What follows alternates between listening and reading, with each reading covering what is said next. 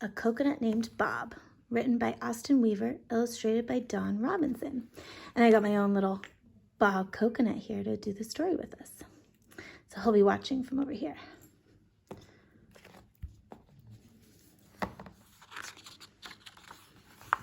A Coconut Named Bob. On a sun-drenched island lived a lonely little boy.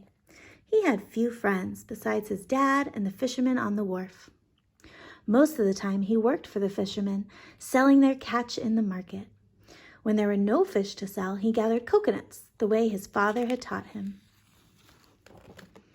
He walked along the beach until he found the right tree, and then he climbed its rough trunk. Sitting among the branches, he picked coconuts one by one and threw them down to the sand below. One day, as the boy was working in a tree, a certain coconut caught his eye. He twisted it loose, turned it around and around, looking closely at it. Somehow he knew there was something special about this coconut. He put it aside and continued his work. When the boy was finished, he slid down the tree and loaded all the coconuts into a burlap bag. He headed to the market and sold every coconut but one. He ran home tired but eager. Under the setting sun, he took the coconut behind his house and set it on a log. He disappeared into a weathered old shed and came out holding 2 cans of paint. The boy pried the lid off of a can of red paint, dipping his brush into it, and gave the coconut a mouth. Next, he grabbed a can of green paint and painted 2 round eyes. He looked closely at the coconut's new face, and smiling, he whispered, "Your name is Bob." "That's me!" The boy took Bob wherever he went. When they went to the movies, Bob sat in the cup holder. When they went to the beach, Bob sat on the boy's towel and watched the boy splash in the waves. And when the boy went sailing with his father, Bob went too. Sometimes he would roll around on the deck, and sometimes he would just sit on top of the folded sail. One day, while the boy and his father were sailing to a nearby island, Bob sat basking in the sun. The day was warm, the boat rocked gently back and forth, and ever so slowly, Bob fell fast asleep. The sky grew dark with clouds, but Bob's eyes were closed and he didn't see them. The wind grew loud and frightening, but Bob didn't hear it because the boy had not painted him any ears. The boat was tossed wildly back and forth, but Bob didn't wake up. Suddenly, a wave crashed over the side and washed Bob overboard. The boy screamed and ran to the side of the boat. Fearing that the boy would jump in after his friend, his father caught him and held him tight. The boy cried and cried while his father held him close. The angry sea tossed Bob into the troughs and over the crests of the waves. There's the crest. And carried him farther and farther from his boy. It was a long night and Bob was terrified. After a while, the rain stopped and the wind died down. A drop of water rolled down Bob's face. It wasn't the cold seawater. It was a tear. The boy was gone, and Bob was alone.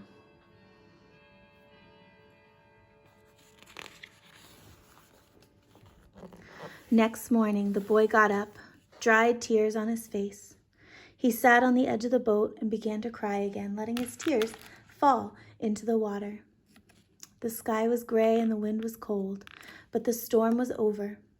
That night, the boy sat on the deck, gazing up at the stars. He thought about Bob, and there were no more tears. Do you guys see the whale jumping out over there? The water. Bob floated on the sea for many days. One afternoon, when the sun was high, an island the size of a pea appeared on the horizon. By the time the sun was setting, it was the size of a pancake. By the next morning, Bob was resting on the island's beautiful sandy beach. He didn't know how to feel. His boy was lost. He was alone on a strange island, and something green was growing out of him. Bob didn't know yet, but he was becoming a tree. Every day he grew taller and taller. When the wind blew, Bob's thin trunk bent and swayed. When it stormed, Bob's small palm branches drooped in the rain. Days turned into weeks, weeks into months, and months into years. Bob became a proud figure of a tree. Now when the wind blew, Bob's sturdy trunk stood strong and straight, and when it rained, it was nothing but a refreshing drink. He thought about his boy often, but he didn't cry anymore. For a while, Bob's life was quiet and lonely. He was the only palm tree on the island. Then, late one afternoon, just as the sun was disappearing beyond the horizon, Bob caught a glimpse of something being tossed in the surf not far down the beach. He couldn't see what it was in the fading sunlight. Next morning, as the sun rose over the ocean, Bob looked down the beach again. If he had been a boy instead of a palm tree, he would have jumped for joy. A coconut was resting in the sand. Years flew by like the wind. Bob was a happy tree. More coconuts floated to the island and grew into neighboring trees. He looked forward to seeing them every morning. During the day, Bob loved to watch the dolphins play in the shallows and little crabs scurry across the sand.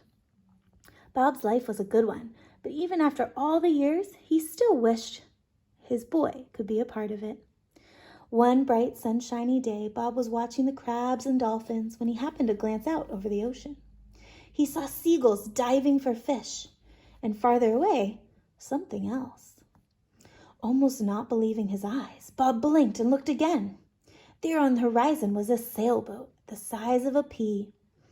By evening, it was the size of a pancake, and in the morning, Bob saw a beautiful little boat anchored right off his sandy beach. The boat had not been there long enough before an old man and his family started for the beach. When they reached the island, the old man's grandchildren chased each other across the sand while the adults set out a picnic lunch. One of the boys ran over to Bob and looked up at his branches full of coconuts. He climbed Bob's trunk and began picking coconuts. The boy had only been in the tree a short time when a certain coconut caught his eye. He twisted it loose, turned it around and around, looking closely at it. He put it aside and continued his work. When he finished, he climbed down the tree, picked up the coconut, and ran to his grandfather. "Look, Granddad, there's something special about this coconut." The old man took the coconut from his grandson and looked at it closely, as if remembering something. He retraced the boy's footsteps with his eyes and saw the tree his grandson had climbed. With tears in his eyes, the old man walked slowly toward the tree, as if walking back in time. For a while, he stood quietly looking up into its branches, thinking of years gone by. Then a smile spread across his face, and he gently reached out and touched the tree. Smiling, he whispered, "Hello, Bob. How have you been?"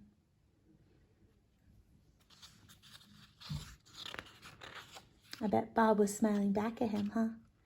Now that he's a full palm tree with lots of his own coconuts. The end. Hi, Bob. It's like little Bob and big Bob. That's the end of our story. One part of our story that I really liked was when they got lost. The boy lost his coconut, lost Bob in the storm. And Bob didn't know how to feel. Here it said Bob was alone, and then the boy was alone, and they were both sad. And then we started following Bob's story, and we learned that he floated on the sea, and he finally found a beach, and his boy was lost, and he was alone, and he didn't know how to feel. right here. He didn't know how to feel. And that might be something that you guys are feeling now sometimes, being not at school and having this weird schedule. It's okay if you guys don't know how to feel. And I really liked in the story how Bob just was like, oh, I guess I'll see what happens, you know? And it turned out okay, right? Something changed. He became a tree, right? And he went through storms and rain and wind. And then years went by and he turned into a strong tree, just like you guys are going to turn into strong adults that can do anything they want to do. But at the end of our story, I was hoping you guys might do a couple activities. So one thing you could do is you could write about the story. So you could do kind of what I just did now as I explained something in the story that I really liked. And you could write about it. I think what I'm going to do now is I'm going to write a little note to Bob. And I'm going to pretend like I'm the boy. And I'm going to write him a letter. I'm going to say, Dear Bob, I hope you are safe.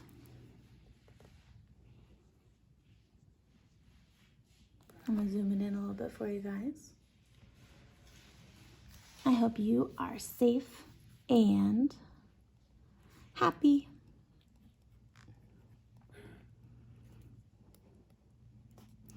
I miss you. Love, your boy.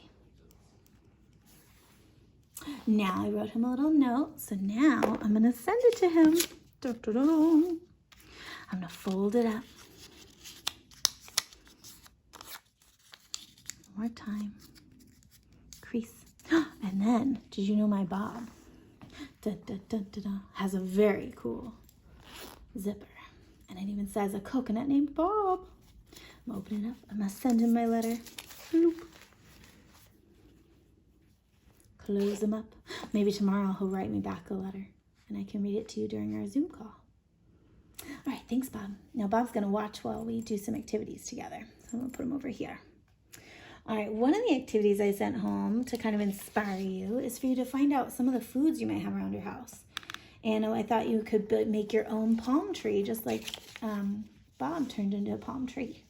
So you can see here that some people use bananas, kiwis, raisins, maybe some granola for the sand. Here they used carrots and celery and a radish for the sun. They used honeydew and orange slices and banana with the peel on. So you can make a coconut tree and sand out of that. Down here you can see they used cheese and avocado slices, and then maybe a little sun or something out of oranges, and a little bun they'd made into a turtle shape. Here we have avocado and some looks like some oatmeal cookie type things or crackers, and then some cheese on the top there. For the coconuts, here they use some apple slices, orange slices, and some grapes to make a coconut tree. So lots of different ways you can make your coconut tree. If you guys have some materials around you want to explore that with. I also sent home a math game that you guys can do. This is your game board for the math. And you can see that it already has a 10 for you because we were working on numbers that are 10 and, right? 10 and 1 makes 11. I hope you guys got that. 10 and 2 makes 12. Maybe you guys got that. So the part that came with it is some coconut cards. So I sent some coconut cards. I already cut one page out. So you see it goes from 0 all the way up. So you got 5. Oh, that's a 9. Got 9, 6, 7. There's the 8, 7, 6, 5, and then another 10. So now I need all the low numbers. I need these ones. So remember when I told you, if you're able to print, you guys can cut these out. And if you can cut them out, remember the first thing I said is to go around like a border. Around the outside. And you cut things out. And since these are going to be coconut cards, you don't need to cut around the coconut circle. You can just cut around like a square. So there we go. I cut my border off. I can take that over here. And now I'm going to cut down the middle. And remember what I said, when you have rows or columns, you can match them up with each other. Make sure you're not going to cut through anything. And then you can cut straight across. And it cuts them up really fast. All right, so let's see if I have them all. I got 0, 1, 2, say it with me if you're there. 3, 4, 5, 6, 7, 8, 9, 10. So what you're gonna do with these is you're gonna flip them over. You're gonna mix them up. Because I just put them in order, I'll know what comes next. So I wanna mix them up. Put some on the bottom, some in the middle. You can put them on and kind of move them around randomly like this until you get some different numbers, huh? All right, let's try it out. So the other thing you're gonna need is something to put in the boxes. So I got some beans, which you might have at home and can use anything. You can use noodles, you can use erasers, you can use little pieces from a board game, anything you have on hand. All right, let's flip our first one over. 10 and 4. Ooh, okay, let's fill it in. So 10, I know since there's a 10, that a 10 frame needs to be full. So I'm gonna fill that up first. I got 5 and 5 makes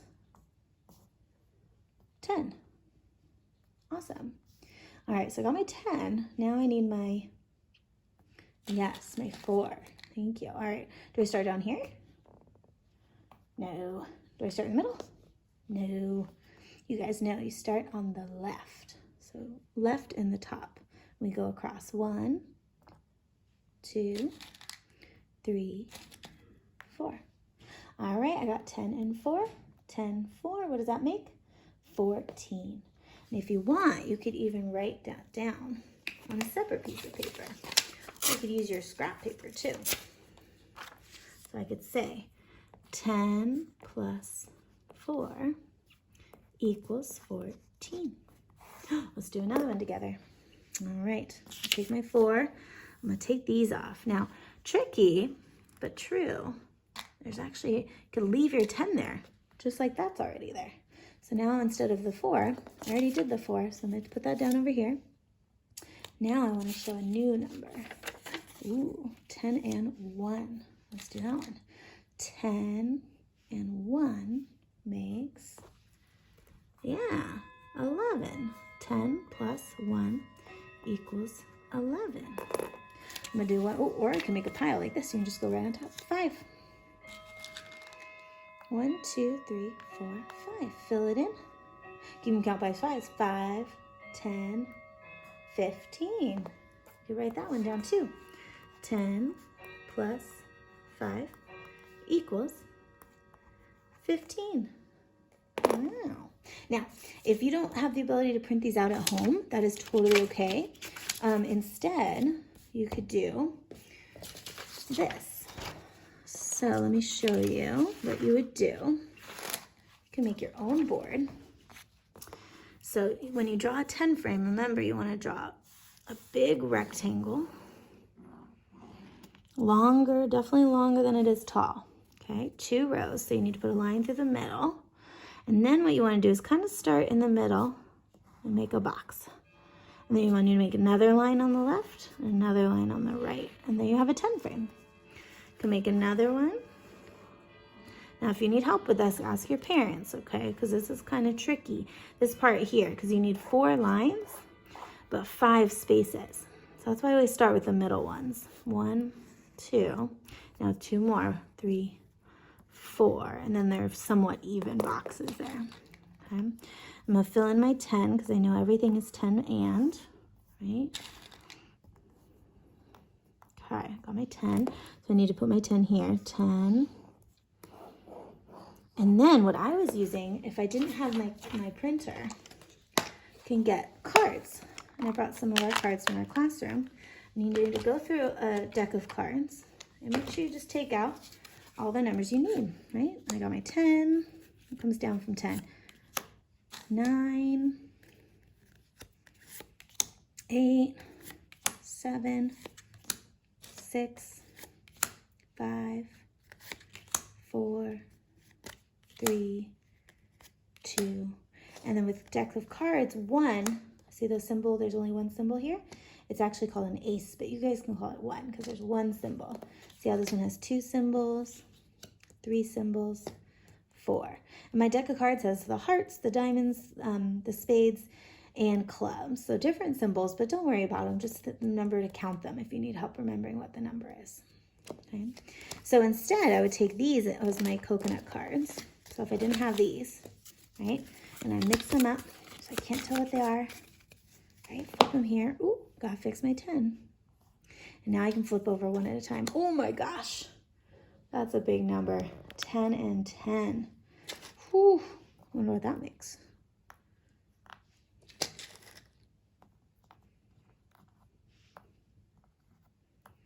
17, 18, 19, 20. 10 and 10 makes 20. I'm going to write that one down too. You guys see? 10 plus 10 equals 20. All right, I hope some of these activities are fun and that you enjoyed the story of a coconut named Bob. And Bob wants to say bye. Bye. Thanks for watching today, friends. See you tomorrow.